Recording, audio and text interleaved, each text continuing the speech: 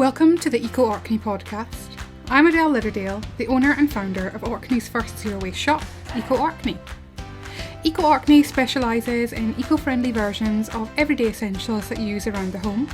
And in this podcast, we seek to explore the stories behind some of the products we stock and celebrate the amazing projects from makers out there who are trying to make a difference to their communities and further afield.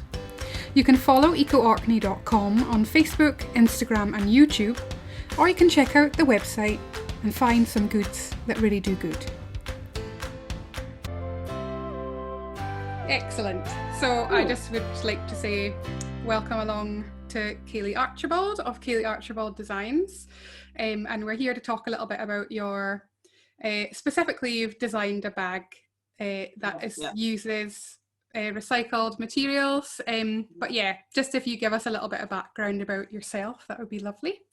Yeah, absolutely. Well, I went to art school and I studied fashion.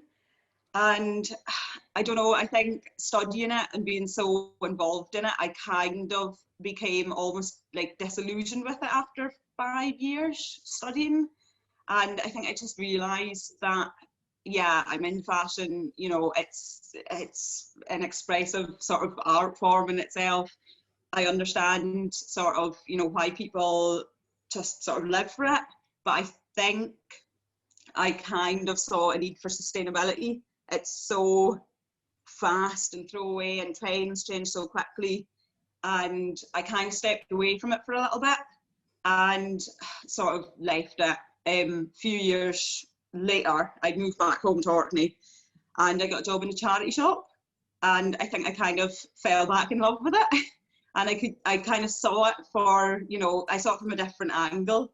I was like, this is amazing, like all these sort of, you know, what's classed as vintage, these older pieces of clothing that aren't loved by someone anymore, but then you'd have people coming in, picking them up for a couple of pounds, and they really loved them. And I think that's where the seed was planted for using garments or fabrics to create new pieces. And specifically, I was there for a couple of years. And we had like mountains of stuff coming in. A lot of it maybe had holes in it, or you know, jeans which had really good denim in them, but the knees were out or the hems were worn. Curtains was a huge one. We'd get curtains in and they just looked like, it was the classic, you know, out in a dress and it looks like your granny's curtains. But I was just like, yes, but that's the point, you know, you can make a dress out of your granny's curtains and you can go out wearing that and it'll look really good. Yeah. So I started sort of, I would put in a donation because all the clothing and textiles that can't be sold because the quality's not there, it all got bagged up and sent south to Clyde Recycling, so recycling company, and the charity did get paid per kilo, but it worked out better, you know, if people were willing to buy curtains for £2-3 that were horrendous, for want of a better word, or someone had set an iron on them and it had a big iron mark, that worked out better than the per kilo payment, and it didn't have to get shipped. There was no logistics in it. They could come in, put a donation in, take them away. It was off our hands, so to speak. Brilliant. So I think that's where I really saw that. I was like, the curtains, the amount of fabric is insane. There's so much fabric in a set of curtains. They've got a lining quite often, and so I started stockpiling. I kept buying them, and it kind of got out of hand, and I kept moving house. I wasn't really, you know, I was staying with my parents, and then I moved into rented accommodation, then into other rented accommodation. So all this stuff kind of followed me around. Yeah, your good fabric. Yeah, just like a little hoard of, you know, I always joke that I should have a van because my car is always full of fabric. It just follows me around. But I kind of never had a chance to do anything with it. And the irony is, and I think a lot of us have been in the same boat recently, well, we all are in the same boat with COVID. During lockdown, I started getting quite like mentally frustrated. As many other people do, I suffer from poor mental health at times. and I thought I need to do something. Like I've got a full-time job, but I've been put on furlough. And I kind of had the conversation with my sister, and she's like one of my biggest fans, so shout out to her. But she was like, you need to get your sewing out there. You're so good at it. You've got this idea. I think people would love it, but I just didn't have the confidence in myself to do it. And I think it was just like, I know people say it's like a light switch moment, you know, the bulb goes. And I was at hers before lockdown, sort of Christmas time, and she was saying, oh, why don't you do bags or something, you know, it's quite, it's not like making a garment for someone. You don't have to do fittings, you don't have to have, you know, if you're not feeling overly sociable. I didn't have to like put myself in that situation of having people coming into my space and doing fittings, and I kind of, you know, I did do alterations at a point, but I just struggled with it. Yeah. So this meant I could do it in my own time, in my own space. I didn't really have to worry about, you know, times of meeting people and whatnot. And I just really started playing around with these clutch bag ideas. And as I say, my sister was like, oh, you know, she gave me, she's the sort of go out every weekend, a really nice outfit, nice bag, and she was like, well, it needs this, it needs a wrist strap, it needs a zip, it needs a bobber, whatever, you know. So I just started prototyping these ideas and trying to get a feel for what worked. And I think I gave her maybe the first couple to look at and sort of trial, and she's like, oh yeah, it fits this and this and this, and that's everything I need on a night out. And honestly, it just kind of snowballed from there. I think I just thought, this is it, this is great, this is how I can use these fabrics that are taking up, you know, every corner of my home, and there was meant to be a purpose to it. I wanted to do something with it, and I think it's nice because it's kind of started to be small. But now I think it has given me the confidence to maybe branch out into, like, I could make like simple t-shirts or skirts or shorts in time, because honestly there's so much fabric that I could be making. You're sorted. So yeah, brilliant. Excellent. Well, Kayleigh, could you show us these bags? Like, you've got some there for us to have a look at? I do. So this is sort of the bigger style clutch.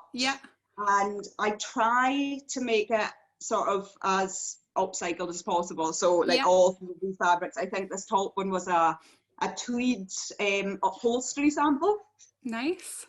And the others, I don't know, I can't even remember what the polka dots were, possibly like a bed sheet or something. And then this kind of really abstract, I think, was an old shirt, I think. Nice. I'm loving that fabric. That's great. It's amazing, isn't it? I think it's painted or something. It's very sort of abstract. Nice. Everybody sees different things in it, you know? And then the lining is just, again, a bed sheet. Most of them are bed sheets or curtain linings. And the zips, I try to use zips out of garments, so I'll unpick zips from garments and reuse them in the bags. That's not always possible though, and I sometimes, you know, admittedly I do buy certain pieces of hardware for the bags. I have to buy the D-rings and some of the zips, but I do try to buy, you can go online, you can find wholesalers and they will sell you like a big bag of what they class as like B-grade zips that weren't good enough to put to the shop. So they're basically destined for landfill if someone doesn't buy them. So, and then I've got the smaller, just to give you an idea of, you know, how. Oh, I love that. That's great. The Aztec fabric. That's very good. Aztec, that's nice. And then I kind of like playing with colour. So again, these strips, most of the strips on these ones were upholstery samples. Again, like you'd go into a shop and look for, you know, you want your sofa and you look through those books that have hundreds of little samples or samples for curtains, and I think we just, things like that just end up in the charity shops, and so I was buying those as well, and sort of give you an idea of brilliant. again, Brilliant. This then this one was definitely a set of curtains. Yeah.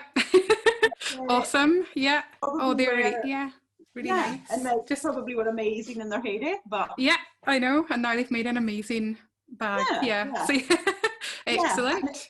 yeah. Yeah. And I think the cycle of it, like I think the whole I'm buying, I think sometimes people think, oh, you're getting the fabric really cheap, or sometimes I'm giving stuff and then I'm selling it. But that was the whole point of me deciding to, like, I did a raffle and raise money for charity. And I kind of feel like if I buy the fabrics from charity, that's taken it out of that cycle. The money's going to charity. I'm then making things from it. I'm then donating a certain amount to charity. And it's kind of an ongoing cycle. Yeah. And it doesn't just feel like you're making pure profit out of it, because I don't make a huge amount. It's like everybody that's doing crafty things, they always laugh and say, if I was paying myself an hourly rate, it would be really, really shockingly low. Yeah. But it's because you do it because you love it, and Yeah. kind of gives you a sense of purpose, I suppose. It's interesting you say that as well, because like in terms of sustainability, like I feel often with these things, like what you're saying with the clothes going to the charity shop, and then often stuff then having to be shipped off, which is more carbon as well. Like we Exactly. kind of lost the value of Yes. like somebody's made that, or a resource has gone into making it, and and we've kind of lost these traditional industries of like weaving and the mills and stuff like that as well. Completely. Yeah, so it's really nice just to see that it's had a purpose, and that, I don't know, like when I see that, you think of like, I wonder whose room those curtains were hanging in. Exactly, it is. Yeah. I think it is. I think, like you say, it is. It like tells a story, doesn't it? Yeah. And you can, and it's that whole, as I say, the thing with the, oh, you're wearing your granny's curtain sort of thing. But I actually think, as you say, you do look at these things, and then when you realise, like, that this bag was probably a bed sheet, an upholstery sample, and probably like some shirt from, I don't know, the 60s, 70s, who knows. Yeah. And it's now a bag, and like you say, it kind of tells a story. And I don't make two the same at all, ever. I have photos of all of them that I've made. I will make them, I would make the same colour combination, but because of the 3 panels on the front, it's so diverse, I can swap them around, and there's so many combinations, so I can make them as sort of requested. I just sort of make them to order, so there's no surpluses or. Yeah, that's great. And then and going back to sorry, just going back to like what you were saying about when you went to like fashion, to study fashion and everything, was there anything in particular that kind of made you feel about how wasteful it was, or was it like just quite a lot of things at once? I think it was just quite a lot of things at once. I think it was just, I don't know, maybe being at shows, and just, I think even when we were sort of making art, we had to make like a final collection of work. And just maybe when I was sourcing fabric, seeing like the sheer quantity of fabric that exists already, and how it is still constantly being made, but there's not a need for it. And I actually touched upon, I know it's a silly excuse, but I think I was too young then to really have thought very deeply about it. But I think, as I say, the seed of thought was already there, because when I was making my collection, I had like the selvages of the fabric, where there's little colours, like colour test strip. It's like a print test strip. Yeah. That would usually get thrown out because it's just waste, but I actually used those. So I had like a shirt with a collar, and the collar was the print test strip. So I was trying to use every sort of piece of the fabric that I could. And I was sort of, it was very clashy and mismatchy, and I had strips of fabric sewn to strips of fabric to almost create a new fabric. And I think, looking back on that, I was already thinking about it. Yeah, and using as much. Yeah, definitely. And I think maybe just being, I'm from Orkney, I've grown up here, and I hadn't probably spent a huge amount of time like on the high street south, and just just seeing, like, even walking back past Primark in Aberdeen on a Saturday and just people coming out with like 5 or 6 bags of clothes, and I never have really been into that. Like, even then I was big into like, oh, I'll go to the charity shop. You know, 1, you're getting a bargain. 2, you're probably going to, you know, it doesn't matter so much if you get a huge amount of wear out of it or not. You've supported the charity. And I just think, I think because you're surrounded by it, you know, Yeah. and it's kind of pushed upon you, like, you have to be in fashion, you have to wear this, you have to wear that, follow the trends, and you think it's not really about that. I think we have to be more sustainable. It's just, it's not feasible. We can't keep going the way we're going, you know. Yeah. That's great. That's really forward thinking, and like, Yeah. it's just nice to bring in this element of like a crafts person behind it as well, rather than just like a big factory produced Yeah, print. exactly. Yeah, Absolutely, without a doubt. I think that's what it is. And I think, like, I struggled really badly with pricing my bags. I was like, again, my sister, how many hours did you spend making them? And I was like, oh, but I'm spending so long on them, I can't pay myself an hourly rate. And she was like, yeah, but she kind of gave me a figure, and I'd gone like £10 less, and she was like, that's ridiculous, you know. And she said it's a unique bag. There is not one like it anywhere else. So you're paying for this unique product that, like you say, has been made by hand by one person, you know, in my spare room with recycled fabrics. And I think people really buy into like the ethos of it. I think they like that they have this interaction with me from beginning to end. They message me to purchase a bag. I've had people request specific, a friend of mine, he wanted a birthday gift for his sister and request a nautical theme. So I just sort of raided my stash, and I've got so much that I was like, oh, I can probably come up with anything you ask. Excellent. So, and I like that too. And sort of saying to people, you know, if you're going to like a special occasion and you want a specific match for an outfit, it's sort of a bespoke service in a sense, but at a much lower price bracket, because I don't want to push people out of that market. Like, I don't want people not to be able to afford it. That's really nice, actually, because I think once you get up to the high end of fashion, it really is that bespoke, hand-made custom item. So it's really nice that you're actually giving folk like a nice flavour of that experience. Yeah. And it's actually, it's the irony of it is obviously because of lockdown. I've not seen, you know, I've not been out, or, you know, but I've seen a few people that have been out, you know, in the pubs, and they've maybe they purchased one of my bags, and they'll send me a photo and they're out with it and it matches their outfit. And that's the part that I really love. It's not, you know, it's not making me money. I couldn't live off it. It's just, it's really something I love doing. I'm doing it as a side to my full-time job. I'm trying to make the little difference I can make by reusing these fabrics, and also just spreading that message to people. I think when people open up the conversation and say, oh, I didn't realise that you were using, you know, recycled fabrics. I didn't realise that was a curtain or a bed sheet. And then they start to think about it. And I think a lot of I think we're really quick to blame people for buying into things like fast fashion, but it is cheap, it is accessible. I don't think everybody can afford to go above and beyond that. But I think it does sort of, as I say, open that conversation as to, you know, is it a want or a need? You know, do you need 20 jumpers?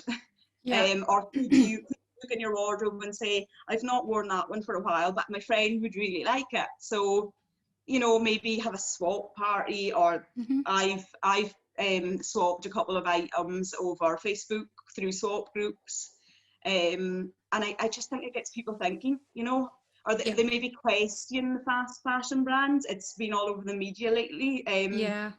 The big brands being questioned about their, you know, the workers' rights. And I think it's not that we necessarily tell everybody to boycott these brands and stop buying, because that means these people don't have an income at all. But I think it allows us to go, wait a minute, we need to be the voice because they don't have one. And we need to hold these brands accountable and say, you need to, you know, basically buck up. Yeah, And you're right. these Yeah. are human beings, you know. I think it just opens up a conversation, you know. It's like that's how it goes. It's like, here's a bag, but then I go off on this tangent about how people need to question or like hold accountable these bigger brands, that why can't I buy a bag off an unnamed website for £2? Like, how can it be £2? Yeah. Yeah. You know. Yeah. Somebody's losing out along the chain there. Yeah. Yeah. Yeah. And Exactly. yeah, you're right. I think, what was the one that was basically the COVID, wasn't it, that the workshops in Bangladesh couldn't, well, they had made the orders, they didn't get paid. Yeah, they were sort of in transit and then got cancelled, and the factories didn't get paid, and then you see things like the lost stock box that popped up, and people paid £35. You got a box of just surprise items. I bought one, I thought it was great, and I know there was people moaning about, oh, but I don't like it, and you think, but you're kind of missing the point. I know that some people can't afford £35, but I think those of us that can, you know, it's a charitable donation, supporting the cause, and trying to help, you know, even in a small way. Exactly. And I think, you're right. And there's like, so you've got this environmental element of like, you're saving fabrics from landfill, you're saving fabrics from being shipped when they didn't need to be shipped. And then you've also touched on this kind of social aspect of like people element as well. So like absolutely. you supported a charity, with your first batch of bags, didn't you? I did a raffle with the first batch of bags. So I had one, I said, one bag is the prize. You can choose whatever one you want, or I can make one to your asking. And I just sold, it was like £1 a square in a sense. And I think I thought, right, I sell the clutch bags for £30. If it's £30, great, you know, because if I sold the bag for 30 and donated the money, that's what it would be. And I think I raised, it was about 130. Which was it's just, you know, people were like, oh, I'll buy 10 tickets, I'll buy excellent. Whatever. And I just thought, oh wow. And also I think it was so nice to be able to support charity, but also I think it sort of gives you like just the confidence behind your product. You're like, oh, people actually want to support this and buy into it. And you know, just the comments, even people saying, oh wow, if I don't win, I'll buy one. And these people, you know, people did go on to buy them. Excellent. I'm sort of trying to think of, I think I might just do another raffle. It's easy on social media. You can just man it from there, because obviously physically you can't do anything right now. And I think it sort of, you know, it does draw people in when they're sitting on social media because they're not able to do anything else. And I suppose you could win a bag for £1. So there you go, bargain. I know, that's great.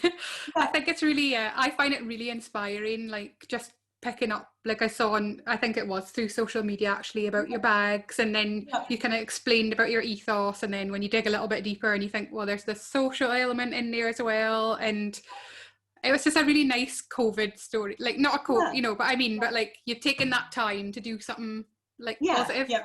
That kind of paid forward. And I'm really interested in people and businesses that are doing, you know, these kind of social and environmental things, and not just businesses, but just, I just think, like you say, I think the tide is changing, and I feel like consumers are starting to feel a bit more responsible for their purchases. I think so, And I think so, like, even just little changes, like I think people are just beginning to think, you know, a bit more about everything. It's, you know, we just can't continue this way. And just, you know, sort of speaking about, you know, people thinking about it more. Another thing I do aside to the bags is I usually, at this time of year, I would be teaching sewing classes.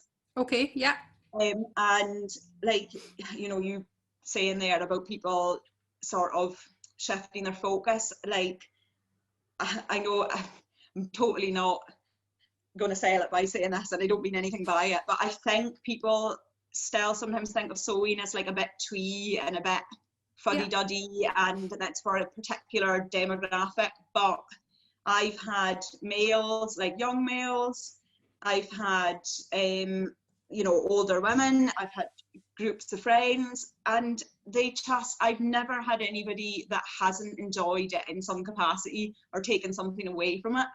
Mm-hmm. And I think it's like, certainly when I was younger anyway, you know, it wasn't, I would fall over, scuff my knee, and my mum would patch my jeans up. You know, it wouldn't be, oh, let's throw them away and buy a new pair of jeans. It just wasn't possible. It was, right, patch them up.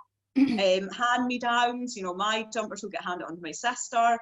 Nobody batted an eyelid. But I think social media and the way that society shifted, there's so much pressure on especially parents to like keep their children in the newest clothes, and I think it's really sad. And I think a lot of the people, like a huge amount of people that come to the sewing classes are parents, and they're like, I want to learn how to, you know, I'll buy a pair of jeans a little bit too big for my kids, and I'll learn how to turn the hem up, and when they get a bit bigger we'll turn the hem down, and if the zip bursts we'll put in a new zip.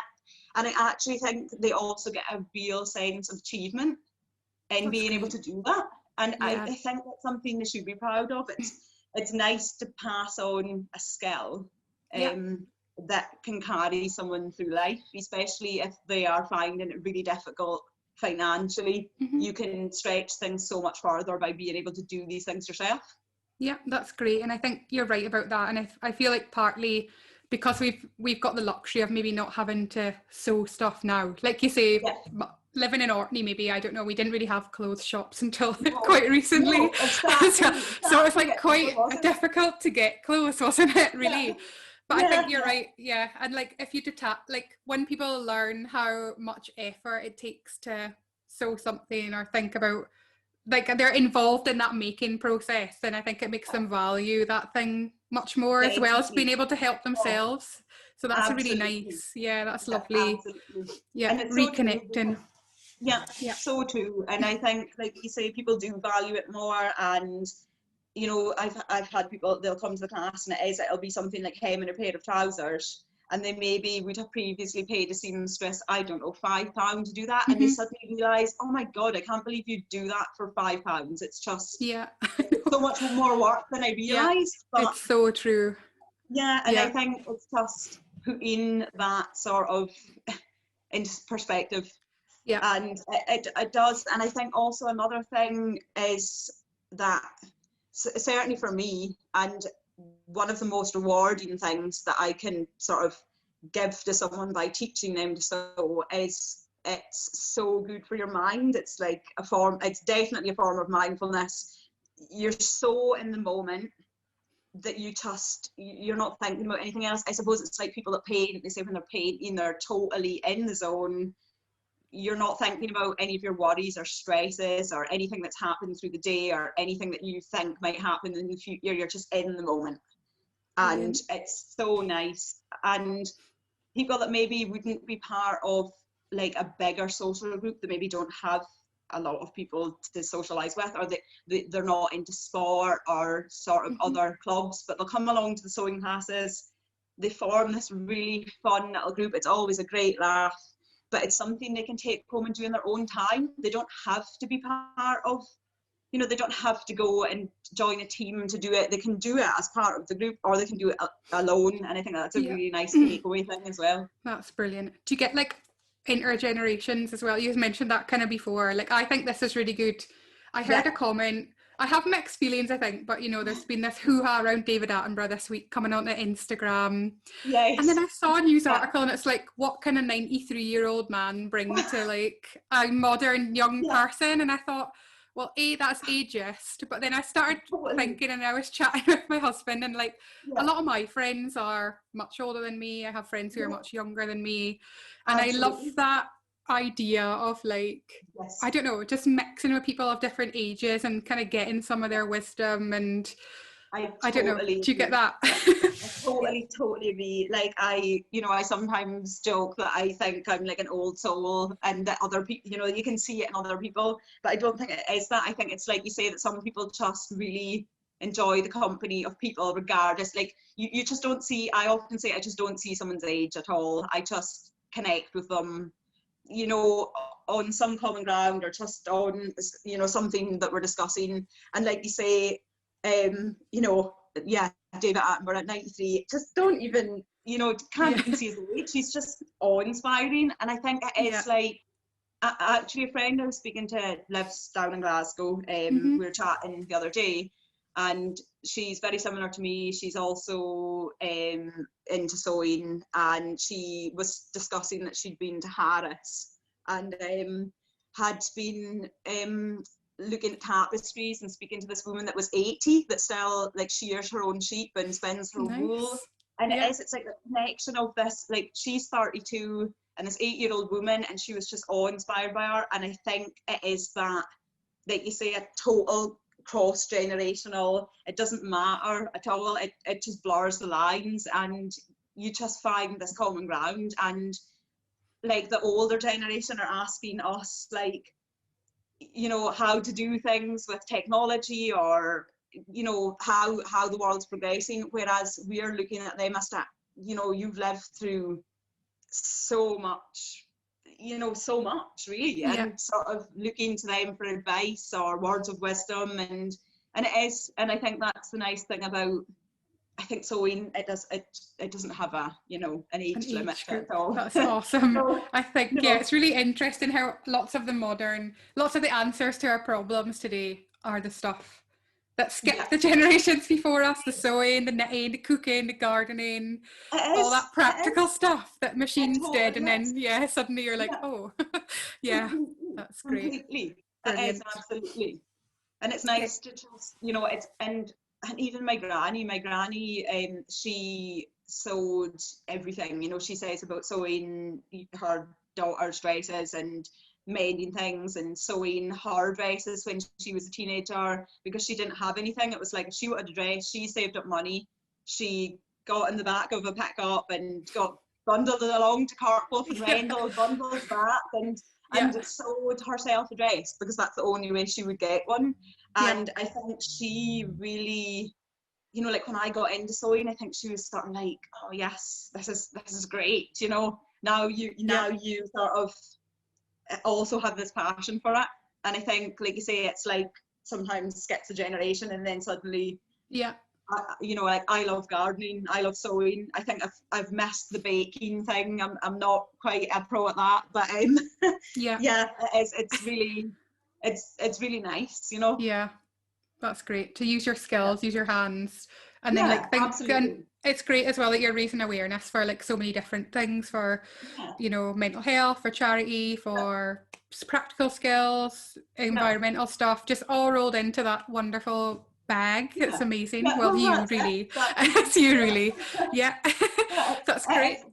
Thank you. Good.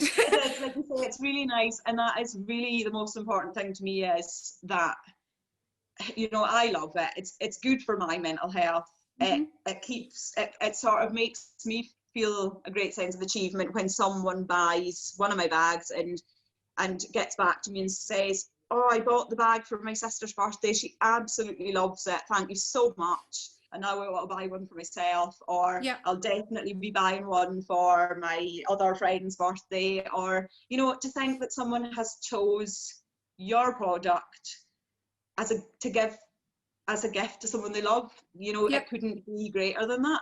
That's really lovely. And I know sounds so, like, no, I think sometimes when I'm saying to people that is how it makes me feel, I know that, like, it sounds like such a kind of really, but it's actually, it's totally true. And I think you find that with a lot of people that are into craft or art, or, you know, they're creative. It's the fact that it also gives you, maybe selfishly, it gives me a lot back as well, just to have that feedback, and to think that people are buying my products is wow.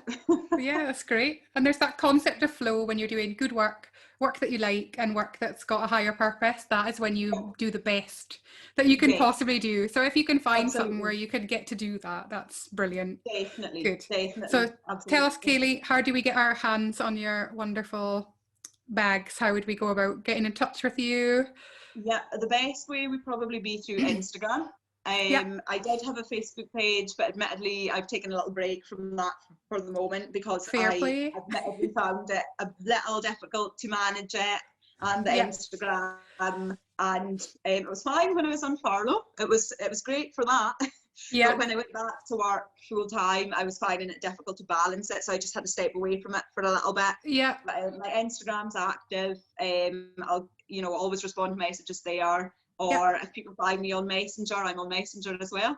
So I'm always open to suggestions. So if someone had an idea for, I had someone asking for one of the smaller style purses, but she wanted a strap added to it. Yeah. Yeah, fine, we'll go with that. Good. Yeah, or like a different style, or something without the panels. Because I'm making it from scratch, I can do it however someone wishes. Perfect. So good. So that's Kayleigh Archibald Designs, isn't it? That's here on there. Yeah, good. That's right. I was just thinking as well, the little ones would make awesome toiletry bags. Yes, I'm feeling like I know I need to get on this. I feel like it's just perfect, isn't it? Yeah, I know. Good. Yeah, absolutely, it would be great. Yeah. Great. Well, thank you so much for chatting with me tonight, Kayleigh. That's really lovely, and what awesome idea, and really lovely social background to it all as well. So thank you very much. Thank you very much. Thank you very much for reaching out and asking me to chat, because as I say, there's nothing greater than people recognising your work and feeling it's worthy of talking about. So thank you very much. Great.